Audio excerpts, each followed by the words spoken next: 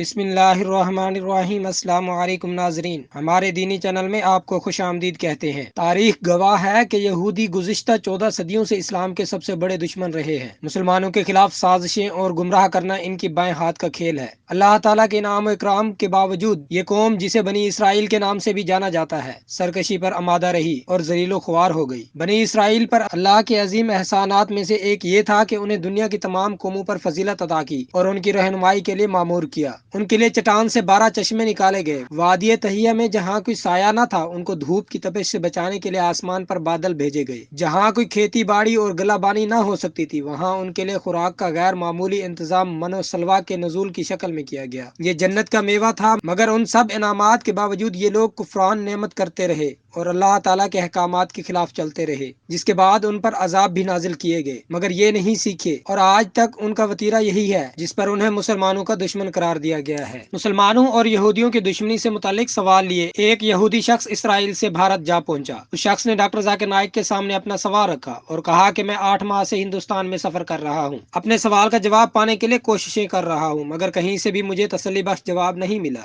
سب سے مایوس ہو کر آپ کے پاس آیا ہوں۔ کیا آپ مجھے بتا سکتے ہیں مسلمان یہودیوں کو اپنا دشمن کیوں سمجھتے ہیں؟ قرآن میں لکھا ہے کہ یہود و نصارہ مومنین کے دشمن ہیں۔ میں جاننا چاہتا ہوں کہ آیت کیسے امن کو فروغ دے رہی ہے، اور یہی ٹینشن ہمیں آج فلسطین اور اسرائیل کے درمیان دیکھنے کو ملتی ہے۔ کچھ مسلمان اور کچھ یہودی اس آیت سے غلط فہمی کا شکار ہو چکے ہیں، اور اس آیت سے یہی لگتا ہے کہ مسلمانوں کو یہود و نصارہ کا دشمن ہونا چاہیے۔ اس کے علاوہ آپ اگر مجھے پرائیویٹ ملاقات کا موقع دیں تو میں وہ بھی قبول کروں گا۔ It is written in the Quran that Jews and pagans are the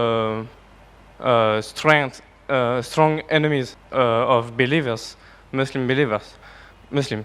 And I would like to know how this verse can favorize peace in humankind. ناظرین، حسب روایت ڈاکٹر ذاکر نائک نے سوال کرنے پر اس شخص کی حوصلہ افزائی کی جو ان کا معمول ہے۔ غیر مسلموں کی حوصلہ افزائی سے ڈاکٹر ذاکر نائک ان کا اعتماد جیت لیتے ہیں، جس سے آپس میں گفتگو ذرا آسان ہو جاتی ہے اور انہیں قائل کرنا بھی آسان ہو جاتا ہے، تاکہ غیر مسلموں کو دائرہ اسلام سے روشناس کرانے میں آسانی ہو۔ ڈاکٹر صاحب نے اس شخص کو بتایا کہ آپ نے جو حوالہ دیا اس سے متعلق آپ کا علم کمزور ہے۔ آپ نے اگر اس آیت کا سیاق و سباق پڑھا ہوتا تو لازمی آپ کے خیالات مختلف ہوتے۔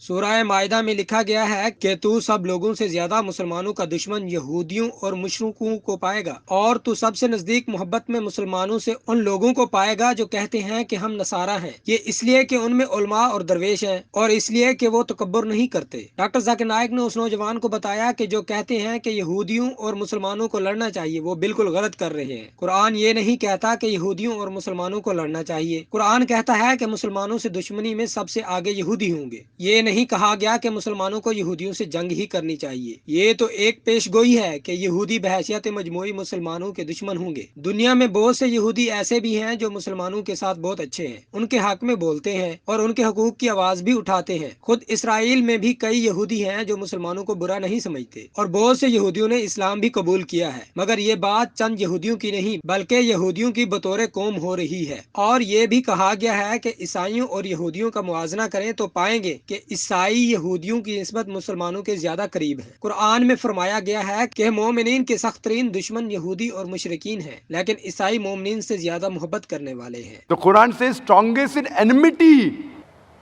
to the Muslims, to the believers will be Jews.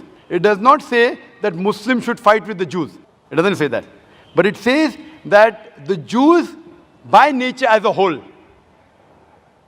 they'll be against Muslims. Doctor Zakir Naik نے اس نوجوان کو بتایا کہ مسلمان یہودیوں سے متعلق نفرت انگیز رویہ نہیں رکھتے، ان سے متعلق کہ اپنا دشمن سمجھنے کے باوجود مسلمان ان کی صلاحیتوں کا اعتراف بھی کرتے ہیں۔ یہودی ذہین بھی ہیں، موجد بھی ہیں، لیکن اچھے کام بھی یہودیوں کے نام رجسٹر ہیں، مگر قرآن یہ بھی کہتا ہے کہ یہودی بحیثیت مجموعی مسلمانوں کے کٹر دشمن ہوں گے۔ ڈاکٹر صاحب نے مزید حقائق بیان کرتے ہوئے بتایا کہ یہودیوں نے سوچا کہ قرآن کو غلط ثابت کرتے ہیں، تو وہ سب اکٹھے ہوئے اور انہوں نے فیصلہ کیا کہ کم از کم 3-4 سال تک ہم مسلمانوں سے دشمنی نہیں رکھیں گے، ہم عیسائیوں سے بہتر بنیں گے اور مسلمانوں کے زیادہ قریب رہیں گے۔ فلسطین کی جنگ 3-4 سال تک روک دیتے ہیں، مگر وہ ایسا نہیں کر سکے کیونکہ ان کی دشمنی پر اتر آئے، کیونکہ ان کی فطرت ہی نہیں ہے، تو بالآخر وہ مسلمان دشمنی پر اتر ہی آئے۔ 60 لاکھ یہودیوں کو ہٹلر نے مارا تھا، اس نے جرمنی سے یہودیوں کو بے دخل کیا۔ عرب فلسطینیوں نے اپنی باہیں ان غیر وطنوں کے لیے پھیلا دی تھی اور ان کو بسایا، مگر یہودیوں نے اپنا اثر رنگ دکھایا اور کچھ سال بعد فلسطینیوں کو ان کے گھر سے ہی بے دخل کر دیا اور ان پر زمین تنگ کر دی۔ If you want to prove the Quran wrong, if the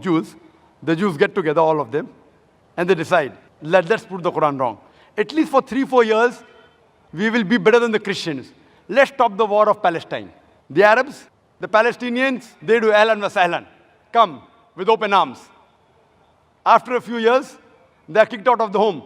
doctor Zakir Naik نے کہا کہ ذرا تصور کریں کہ کوئی مسافر رہنے کے لیے اپنا گھر دیتا ہے اور مسافر بدلے میں گھر کے مالک کو ہی نکال دیتا ہے، جس پر مالک مکان چیختا ہے کہ اس نے میرا گھر لے لیا، اور آپ انہیں دہشت گرد کہہ رہے ہیں۔ اب اگر اس مسئلے کا حل کرنا ہے تو مستقل کرنا چاہیے، اور یہ حل چند سالوں کا نہیں بلکہ مستقل ہونا چاہیے، اور حل یہ ہے کہ مسلمانوں کو اپنے حق کے لیے آواز اٹھانی چاہیے اور دہشت گردوں سے لڑنا چاہیے۔ قرآن ہمیشہ امن کی بات کرتا ہے۔ سورہ انفال میں لکھا ہے کہ اگر وہ صلح کے لیے مائل ہوں تو تم بھی مائل ہو جاؤ اور اللہ پر بھروسہ کرو، بے شک وہی سننے والا جاننے والا ہے۔ اس کے علاوہ بھی بیشتر مقامات میں فرمایا گیا ہے کہ اگر دشمن صلح کرنا چاہے تو اس سے صلح کرنی چاہیے۔ قرآن تو ہمیشہ امن کی بات کرتا ہے، مگر اگر کوئی شخص امن ہی نہیں چاہتا تو ہم کیا کر سکتے ہیں؟ اسلام امن کا مذہب ہے، یہ امن چاہتا ہے، لیکن اس میں زمینی حقائق کا بھی تذکرہ ہے۔ یہ ہمیں یہ بتاتے ہیں کہ ہمیں یہودیوں سے ہوشیار رہنا چاہیے، یہ نہیں کہ ان سے جنگ ہی کرنی ہے، لیکن اگر وہ جنگ ہی چاہتے ہیں تو پھر لڑنا بھی فرض ہے۔ Whatever the problem is,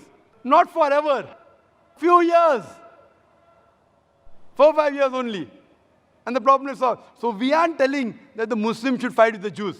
In fact, the Quran says even if your enemy wants peace, several places, even if they come to fight you, it's mentioned in Surah Anfal, in the battle, if they want peace, give it to them. Doctor Zakir Naik نے کہا کہ تاریخ اسلام اس حقیقت کی اچھی طرح گواہ ہے، کیونکہ اسلام کے خلاف لڑی والی بہت سی جنگوں کے میدان میں یہودی بلا واسطہ یا بالواسطہ طریقے سے داخل رہے ہیں اور کسی عہد شکنی اور دشمنی سے باز نہیں آتے تھے۔ ان میں سے بہت ہی کم افراد ایسے ہیں جو حلقہ اسلام میں داخل ہوئے۔ زیادہ تر یہودیوں کو جب بھی موقع ملا انہوں نے مسلمانوں پر ظلم کے پہاڑ توڑے، انہوں نے مسلمانوں پر ظلم کے پہاڑ توڑنے میں کوئی کسر نہیں چھوڑی۔ ذرا تصور کریں کہ فلسطین میں کیا ہو رہا ہے، دنیا کے دوسرے مسلمان ممالک میں کیا ہو رہا ہے۔ ہر جگہ مسلمان ہی پیس رہے ہیں، کیونکہ ہم امن پسند ہیں، جنگ نہیں چاہتے۔ جنگ یہود و نصارہ چاہتے ہیں، اس لیے کوئی ایسی مثال نہیں ملتی کہ جس میں کسی مسلمان ملک نے کسی جنگ کا آغاز کیا ہو۔ ساری جنگیں عیسائیوں نے اور یہودیوں نے ہی شروع کی ہے۔ تو امن کے قیام کے لیے آپ کو قرآن کی ہدایت پر عمل کرنا ہوگا اور دشمن بننے کی بجائے ہم آہنگی سے رہنا ہوگا۔ اس لیے قرآن یہ نہیں کہتا کہ یہودیوں کو دشمن ہونا چاہیے، بلکہ یہ بتایا گیا ہے کہ وہ دشمن ہوں گے، اور اگر وہ جنگ کو مسلط کرتے ہیں تو جواب دینے کے لیے مسلمانوں کو اپنے گھوڑے تیار رکھنے کی ہدایت بھی کی گئی ہے۔ ناظرین، آج کی ویڈیو آپ کو کیسی لگی؟ کمنٹ سیکشن میں ضرور آگاہ کیجیے گا۔ اپنا خیال رکھیے۔ اللہ حافظ۔